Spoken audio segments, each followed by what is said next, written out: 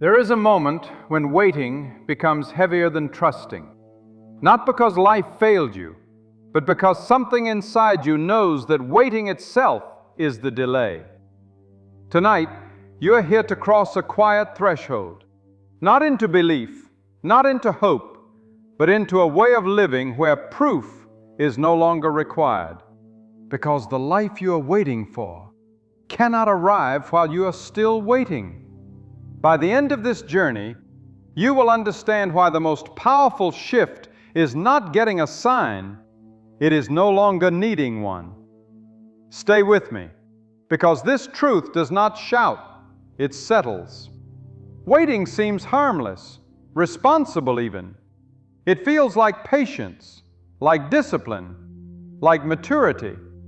But beneath waiting, there is often a hidden contract, a silent agreement that says, I will believe when you prove it. This contract keeps identity suspended, not moving forward, not moving back, suspended. Neville Goddard was precise about this, even if he didn't use modern language. He taught that the fulfilled state does not negotiate with the world, it occupies. Waiting is negotiation. It is living as the person who is still deciding whether reality can be trusted. And as long as that decision is unresolved, the world reflects uncertainty. This is why waiting feels exhausting. You are not resting, you are monitoring, and monitoring is effort. Now here is the subtle truth. You cannot wait from the fulfilled state. The fulfilled state does not anticipate itself, it exists. So when you find yourself waiting, it is not because something is wrong. It is because a habit has not yet dissolved. The habit of outsourcing certainty, the habit of saying, I'll relax when it happens. But relaxation is not the reward. Relaxation is the signal. And signals follow, they do not precede. This is why Neville insisted on loyalty to the unseen reality. Not loyalty to outcomes, loyalty to identity. Because identity does not wait for proof. Identity is proof. Now pause here. What are you still waiting for permission to feel? That question matters more than any desire. Because the moment you stop postponing your inner posture, life accelerates without effort. Waiting feels passive, but it is one of the most active forms of resistance. Waiting is not philosophical. It is physiological. Your nervous system learned early that safety came from vigilance. Watch carefully, check again, be ready to react. So when you stop waiting for proof, the body protests. It says, isn't this irresponsible? What if you miss something? What if you relax too soon? This is not intuition, it is conditioning.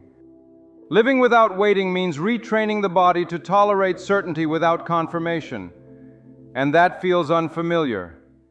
This is why people confuse trust with risk. But trust is not reckless. Trust is grounded. It is the calm that comes when you no longer scan the horizon for danger or reward. Neville understood this deeply. He knew that the state of assumption must feel natural, and naturalness only emerges when the body stops bracing. So the first thing that changes when you stop waiting for proof is not your circumstances, it is your breathing, your posture, your internal pacing. You stop leaning forward mentally. You stop living slightly ahead of yourself. You arrive. And arrival feels quiet, almost anticlimactic.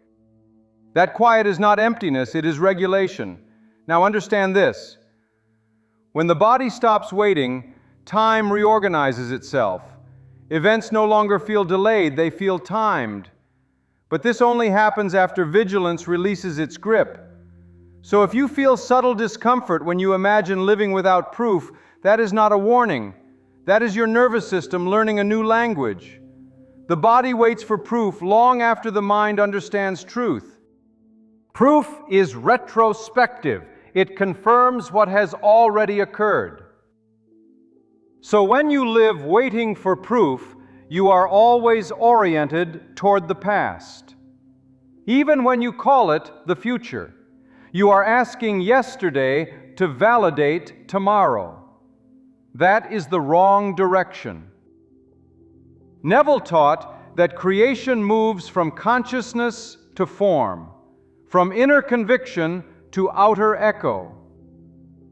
So proof can only arrive after conviction has stabilized. This is why seeking proof keeps it away. You are asking the echo to speak before the sound. Now consider this honestly. If proof arrived instantly, what would you still need faith for? Faith is not belief in absence. Faith is loyalty in silence. And silence is where the deepest changes finalize. Living without waiting for proof means you no longer need reality to reassure you. You become your own reference point. This is not arrogance. It is maturity. The mature consciousness does not demand validation. It knows. And knowing does not rush. This is why Neville said the assumption must harden into fact.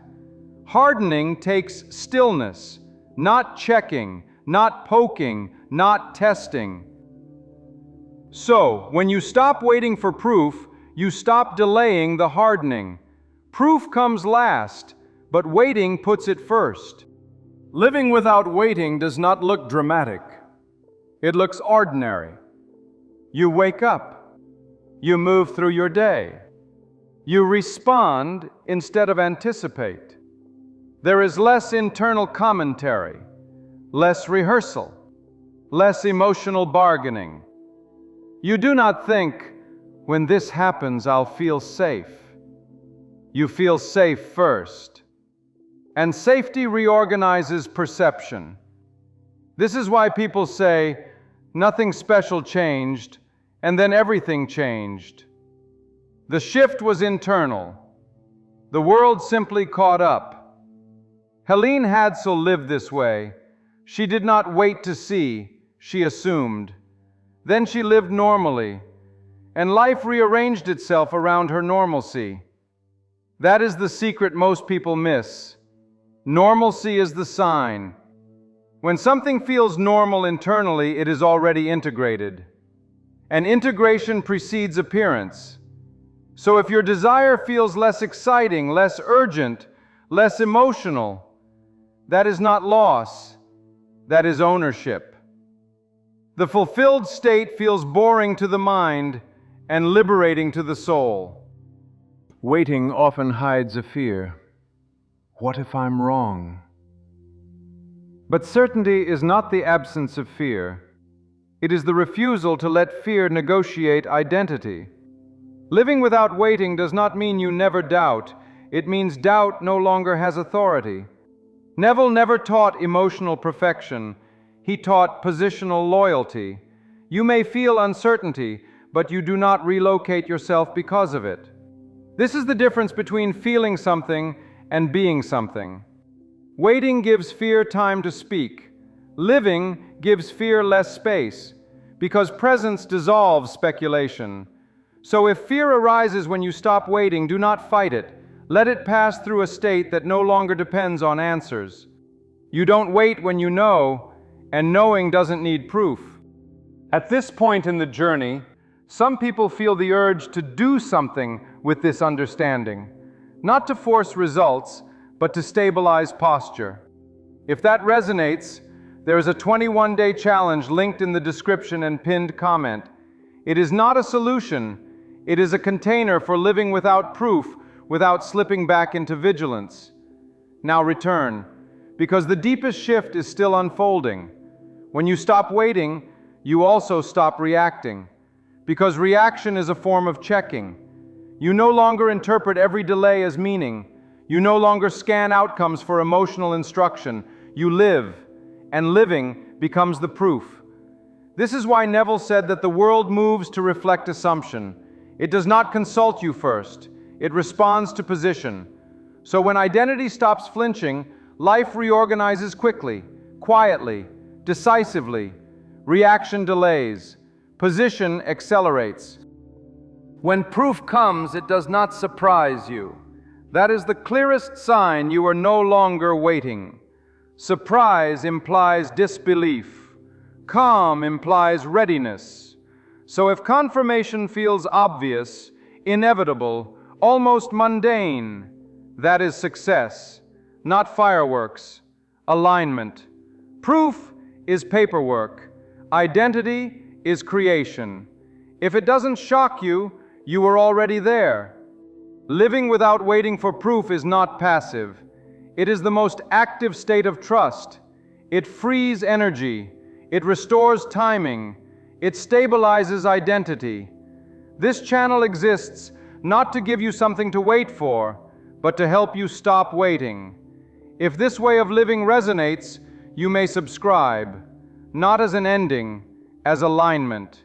Because when you no longer wait for proof, life no longer makes you wait, not because you demanded it, but because you finally stood where proof could follow. And that is where creation has always begun.